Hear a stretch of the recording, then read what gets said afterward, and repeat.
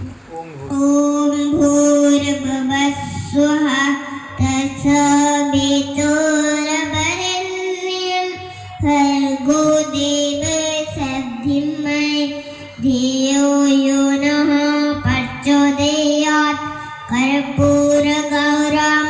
करुणावतारं संसारसारं भुजगेन्द्रहारं सदा वसन्तं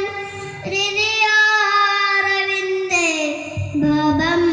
भवानी सहितं नमामि तमेव माता च पिता त्वमेव बन्धु च सखा त्वमेव विद्या द्रविडं त्वमेव सर्वं मम देव त्र्यम्बकं यजामहे सुगन्धिं पुष्टिवर्धनं गुरुः रुकोमे